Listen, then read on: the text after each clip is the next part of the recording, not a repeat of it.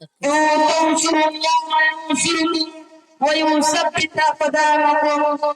وقال الله في موضع آخر: ولا تهينوا ولا تحزنوا وأنتم الأعلون إن كنتم مؤمنين.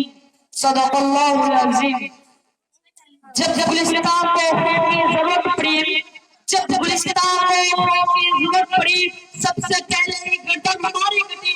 اب کہتے ہیں ہم سے اہل چمن، یہ چمن ہمارا ہے تمہارا نہیں. ملت اسلام کے پاسبانوں، آج میں آپ حضرات کے سامنے مسلمانوں پر ہونے والے سیاسی اور کوشش کے عنوان پر کچھ عرض کرنا چاہتا ہوں. امید ہے کہ آپ حضرات جب اور سماعت فرمائیں گے.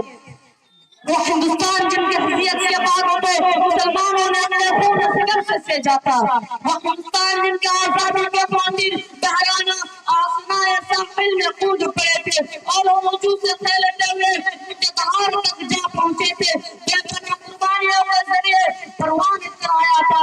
لیکن آج اس ہندوستان میں مسلمانوں کو طرح طرح کی اذیتیں اور تکلیفیں پہنچائی جا رہی ہے. مسلمان اسلام کی محبت کو ختم کرنے کے نہایت غلاوانی اور ناکام چیز کی سازش ہو رہی ہے. ہم پر مسائل کا پہاڑ ٹوٹ رہے ہیں. ہم مجنون بے قصور فرقہ پرست نے ظلم و اوتار کا نشانہ بنایا ہے. ہمارے ماں بہنوں کی عزت و آبرو کی بیزاری ہے. میرے نوجوان ساتھیوں، یوں تو ہندوستان میں مسلمانوں کا حامی کوئی نہیں تھا، لیکن جب سے فرقہ پرستوں نے ہندوستان کو فتح کیا اس وقت سے مسلمان کی رہائشی اور چین سب چھین گیا. کیوں نہ ان فرقہ پرستوں نے ہمارا وقت مذہب اسلام کو مٹانے کے لیے نہ جانے کسی کسی ہتھیار رچی ہے. میرے نوجوان ساتھیوں، ذرا غور کریں. کبھی وندے ماترم جیسی گندی والا پاک چیز کی نافذ کا حکم ہوتا ہے جس کی وجہ سے نیند آرام ہو گئی تھی. آج بھی بہت سارے ضرورت مدارس تیاری لگائی جاتی ہے جس کے میں سراسر پتھر پڑا ہوا ہے، جس کے کو ایک بار پڑھنے سے مسلمان اور خارج اسلام ہو جاتا ہے، جس کی کو ایک بار پڑھنے سے مسلمان نہیں رہتا ہے. آج اس ہندوستان میں مدارس و مکاتب میں پڑھنے کے لیے بچوں کو مجبور کیا جا رہا ہے اور بتایا جا رہا ہے کہ جتنے بھی فسادت ہو رہے ہیں ان کا پیٹ والے ڈر مل رہا ہے، اس لیے پہلے ان کو ختم کیا جائے. اور کیا صورتیں نکالیں گے.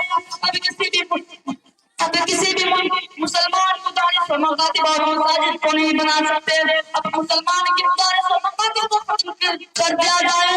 لیکن معلوم نہیں ہے کہ مسلمان کی سازش جب تک چلتی رہے گی اس وقت تک دین اسلام و مدارس و مکاتب پر کسی بھی طرح کا آنچ نہ آنے دیں گے.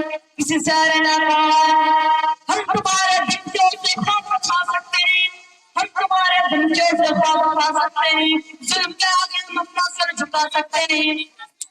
اور ہے یہ تاریخ ہے یہ اپنا فلسفہ اس زمانے میں زمانے سے بڑھتا ہے صدا. عزیزان ملت، اگر وہ ہمارا جان مانگیں گے تو جان دے دیں گے، اگر وہ ہمارا مال مانگیں گے تو مال دے دیں گے، اگر وہ اولاد مانگیں گے تو اولاد دے دیں گے، اگر وہ ہمارا کفن مانگیں گے تو سب کچھ دے دیں گے. لیکن یہ نہیں ہو سکتا کہ مسلمان نبی صلی اللہ علیہ وسلم کی دعویٰ اولاد یا نہیں ہو سکتا کہ مسلمان کو چھوڑ کر دنیا کو ترجیح دے دیں.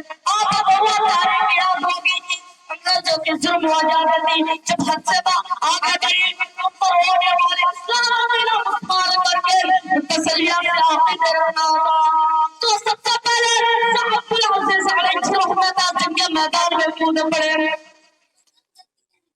جنگ میدان میں کود پڑے اور انگریزوں کے خلاف جنگ قائم کیا. اس کے نتیجے میں مسلمانوں کو مشکلات وقت کے کھاٹی اور وادی سے گزرنا پڑا. اور تاریخ کا ایک المنا ہے. کسی شہر نے کہا چلنا سکتے تھے اگر جنگ میں اٹھ جاتے تھے، چلنا سکتے تھے اگر جنگ میں اٹھ جاتے تھے، پاؤں شہروں کے بھی میدان میں اٹھ جاتے تھے، مجھ سے سکت باتوں کو لے نکل جاتے تھے، کیا چیزیں ہم کو سے لڑ جاتے تھے. عزیزان ملت، ہوتی ہوئی ملتان کی جاتے تھی جس نے یہ کر کے دل کی صحبت کی زندگی سے شہر کی ایک دن کی زندگی بہتر ہے. اور یہ نظر جو غداروں سے خدار کی سند مانگتے ہیں ان غداروں سے میں کہنا چاہتا ہوں ہمیں غداروں کو قانون کے ساتھ ہمیں غداروں کو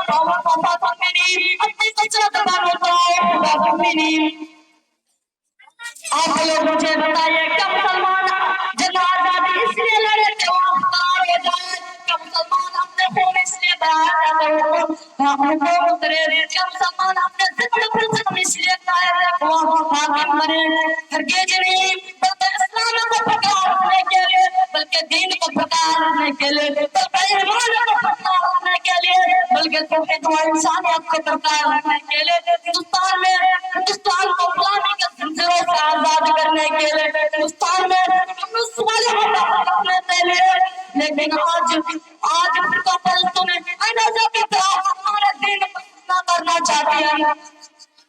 ملت اسلام کے پاسبانوں، ان سے میں اپنی تقریر کو ختم کرنا چاہتا ہوں۔ آخر میں اللہ تعالیٰ سے دعا ہے تمام مسلمان بھائیوں کو ایمان پر مرنے کی توفیق عطا فرما، آمین۔ وما علینا الا البلاغ وعلیکم السلام۔